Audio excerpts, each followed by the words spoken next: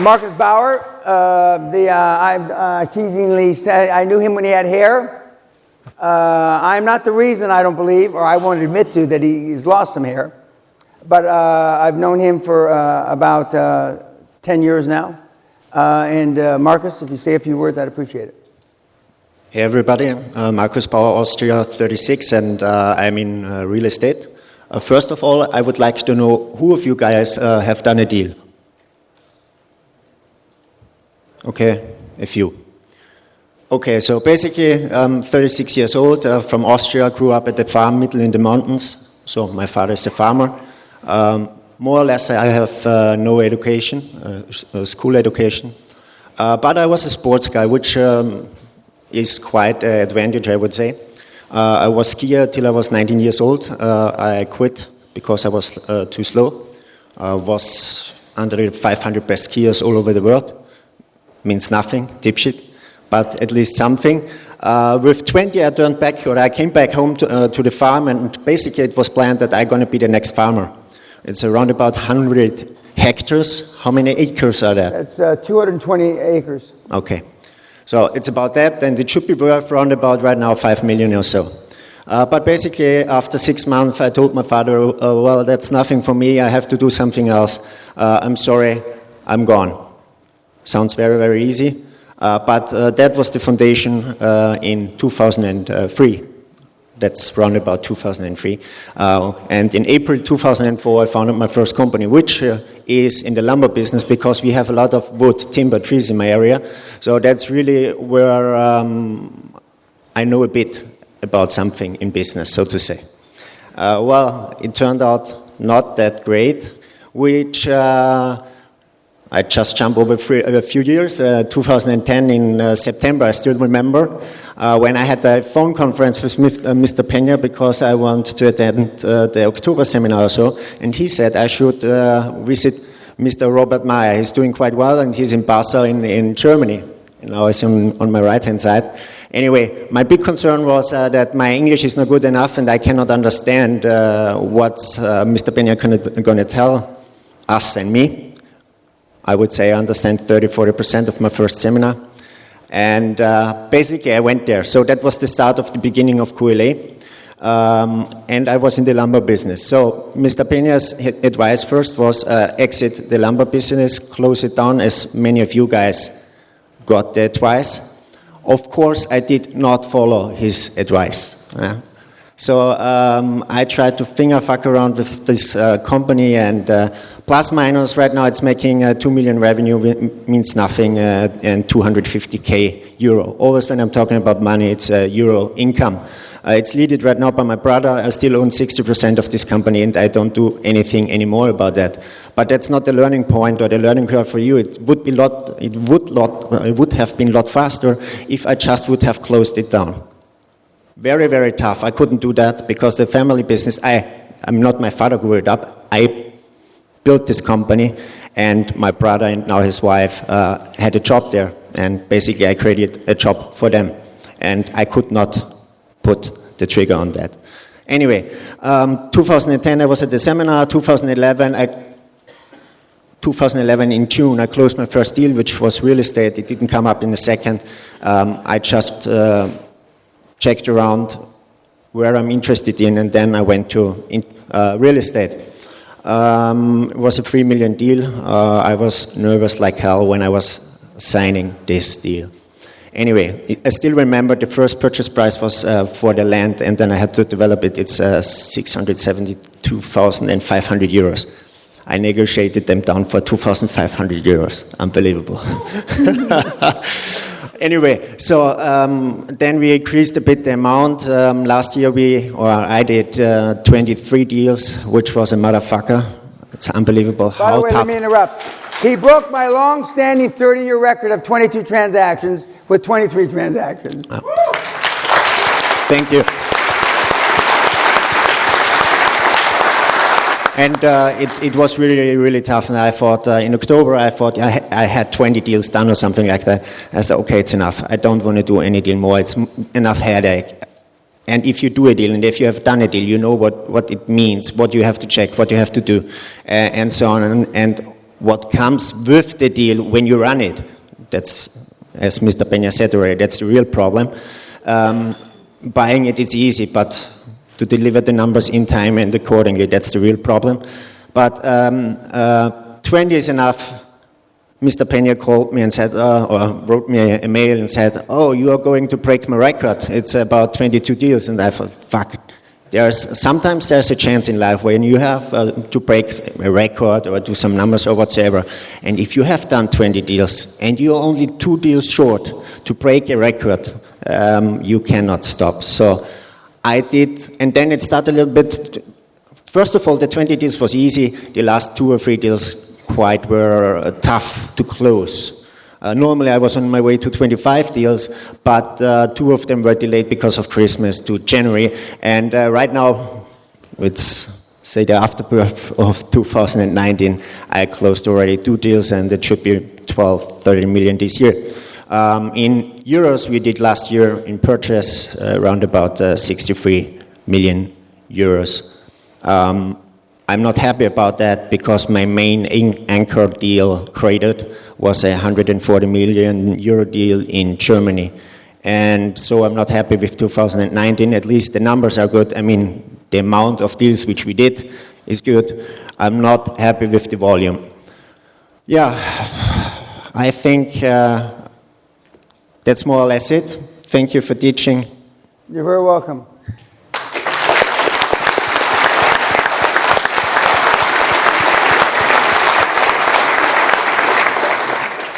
Robert Mayer, affectionately known as Bavarian Bob, but he doesn't like Bob. But anyway, I still call him it. Go ahead. I came the first time to Dan Peña in April 2010, and I think one thing we may have in common is that we get here because we are asking ourselves, or we feel something inside where we say, there is more, we want more. But the question is, what do we want more about? And what I feel is that I say, we are going through life kind of unconsciously, a lot of the time. And when we do what Dan tells us, when we put up a dream, when we follow the dream, that we conquer that we are really alive and we get more conscious. And this is something that we can really enjoy, and then we feel alive. And we go from deal to deal. That's what I'm doing at the moment. And the point is, when there is a time where there are less deals, for example, then we get more satiated, we get more comfortable. But the kind of life leaves us, or consciousness leaves us. And so what I enjoy very much and what I can emphasize from my side is then that when you are looking for that, basically, as Dan says, money is not everything, but it's the thing everybody keeps track of. The point is that basically you experience your life and you experience your consciousness and yourself being alive. And when you experience that, you grow. So 10 years ago, I was very introverted. I'm a physician. A physicist, and I was very introverted, and now I'm basically the other way around, extroverted. And so I kind of came to living with all that, and I enjoy it. It's really great. And so I can just emphasize for you that if you maybe come from the same position, or when Dan says you're all kids here, same for us, kind of.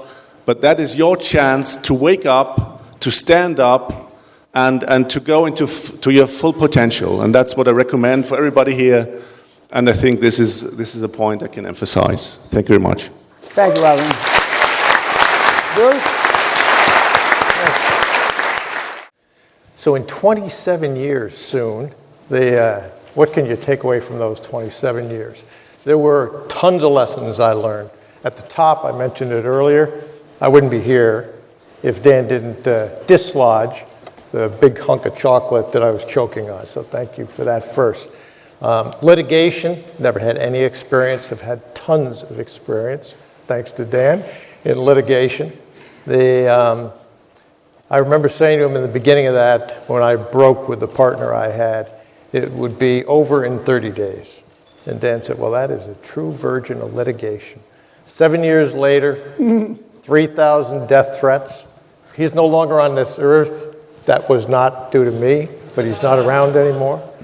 So that was a whole experience, how to use litigation. I think the other thing, and I've just seen this over and over and over again with Dan, is few people are truly committed and few people stand up when it's time to stand up or step off. Most people step off. And it's rare when you find somebody who will step up. One of the reasons Dan and I were in so many fights was, he joined in a lot of those fights, certainly.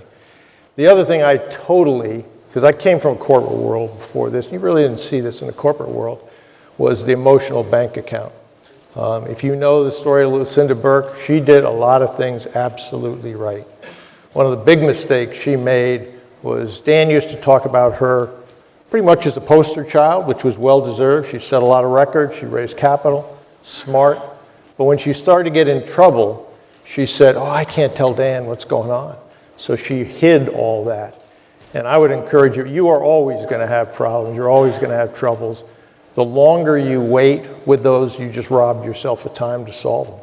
And that was essentially, I think, her demise, certainly. So I think those are the ones at the top. I'm going to make a comment at the very end that had a great impact on me, but I cannot think of a better way to spend your life than building wealth. And it is certainly for you, but all the employees and all the people that you provide things to that never thought they would have that opportunity for either them or their children. So thank you again, Dan. Thank you, Bruce.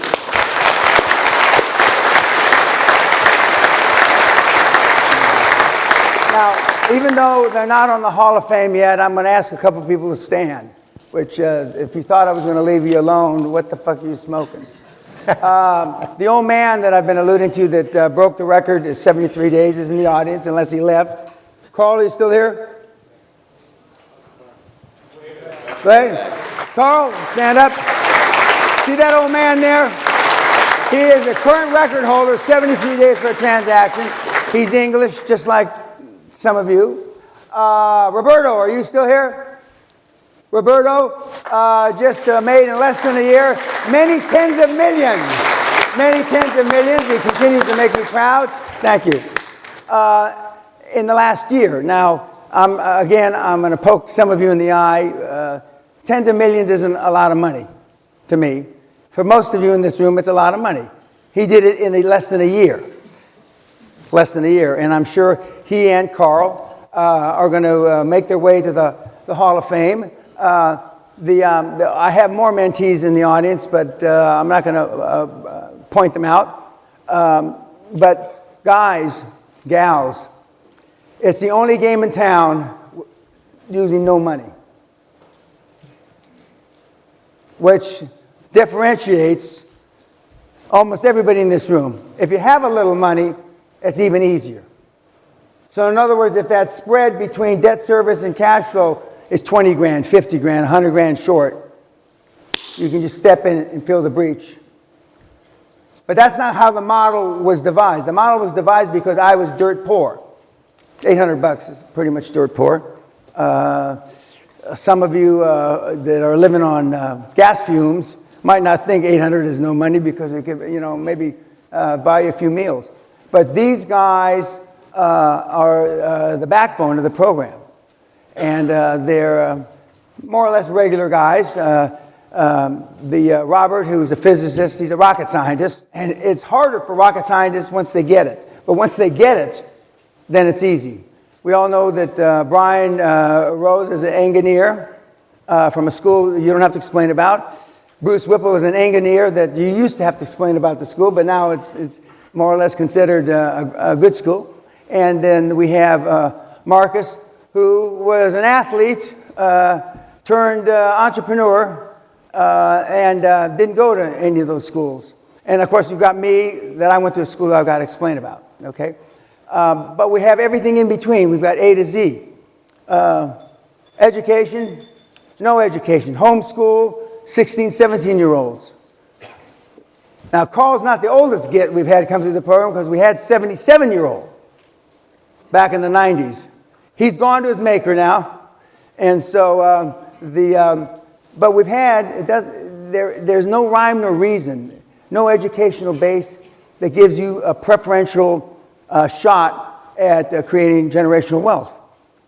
And the more you know about the industry, and I'm going to talk about this in my conclusion, but I always wonder when I'm running on time. I've got 31 seconds to waste up here. But if it wasn't for Brian introducing me to social media, I don't know how the fuck I missed it, but it just didn't click for me. It just didn't. And why would people get involved in Facebook, etc.? Of course, now I'm banned from Facebook, but why? I still don't understand some of the things that are done on social media. I still don't understand that. Brian is a hell of a lot more expert than I am. But I want you to know, before my closing remarks, the Hall of Fame, we've got some great kids. Now, the Hall of Fame, as you see it on YouTube, is only about 30+% of my real Hall of Famers. 70% of my Hall of Famers don't want the exposure. They don't want the notoriety. They don't want you to make facial recognition. As they die, and I'm still alive, we will add their picture because they're photographed. Because I only made the deal with them that I wouldn't expose them as long as they're alive. So, and we lost some mentees in the last year. None of them were Hall of Famers. But I want to give these four gentlemen and Roberto and Carl in the back a big round of applause.